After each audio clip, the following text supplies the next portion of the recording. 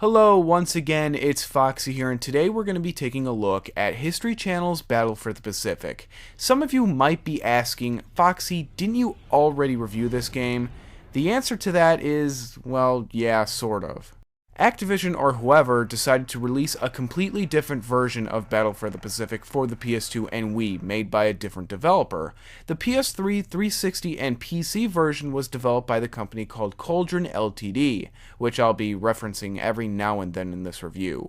Call of Duty also did this with its release of World at War back in 2008. There was a separate developer who made the PS2 version, however there's one major difference.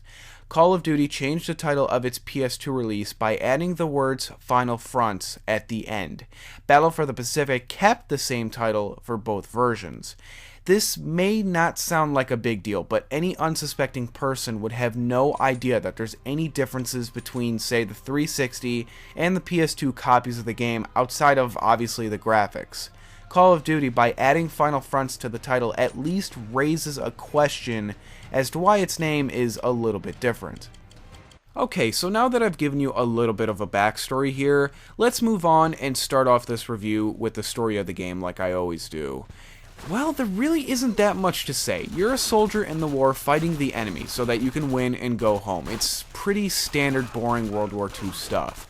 Although it really doesn't feel like that much of a war, considering the game pits you alone against what seems to be the entire Japanese army. Yeah, it's one of those games. Sometimes before certain missions, you are treated with historical footage with the narrator talking about the war and the battlefields you're about to take part of. It's nice to see, however, I remember only seeing about 4 or 5 of these throughout the entire game. The rest of the time, the main character is narrating from his journal, which talks about his personal feelings, what's going on in the war on his end, and upcoming missions. As for the length of the game, it's longer than the Cauldron version, but not by much. If I recall correctly, I believe I beat that version in less than 2 hours. This one took me around 2 hours 15.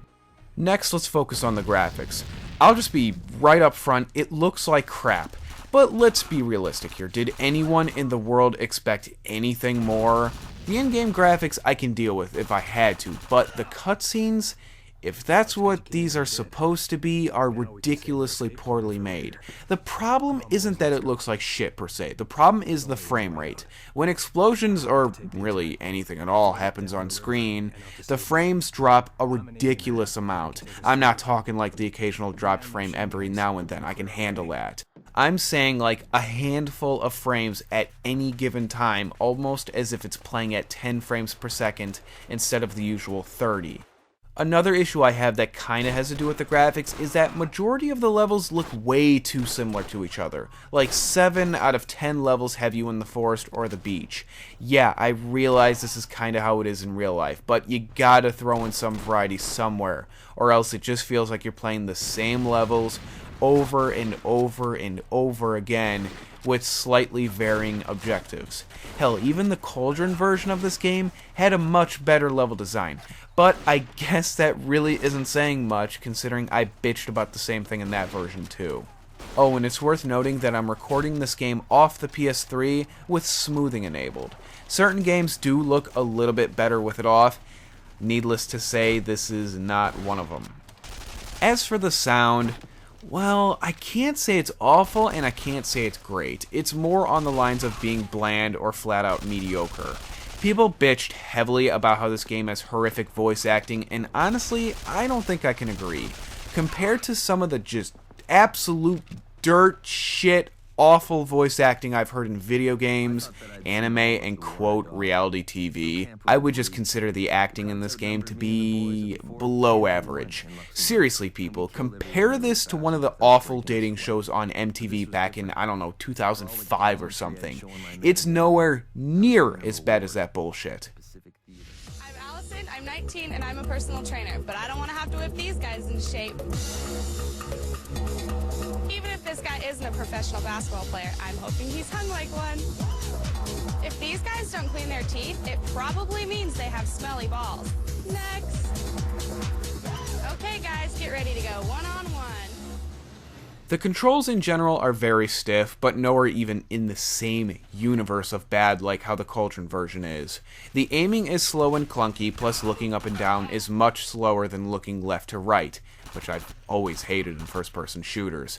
What I do find interesting is that you can aim down the sights in this game, however in the Cauldron version you cannot.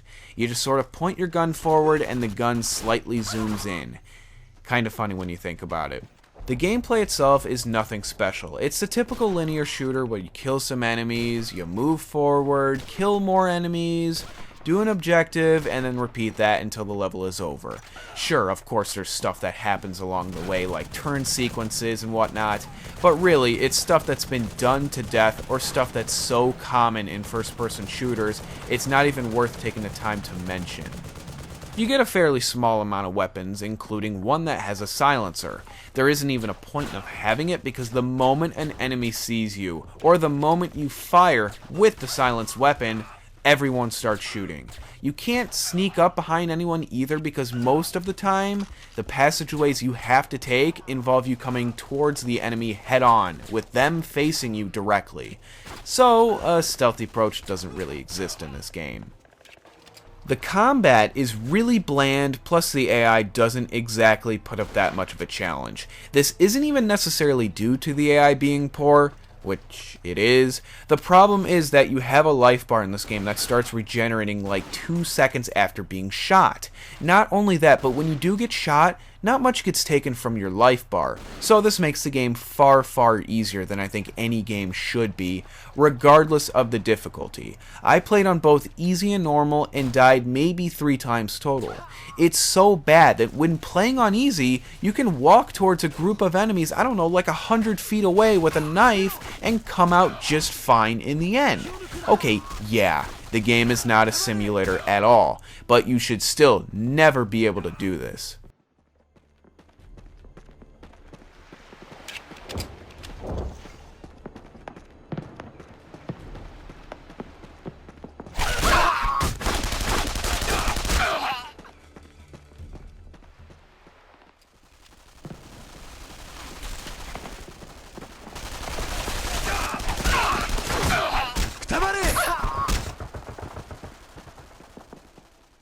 Unfortunately, that's really all I have to say about the gameplay.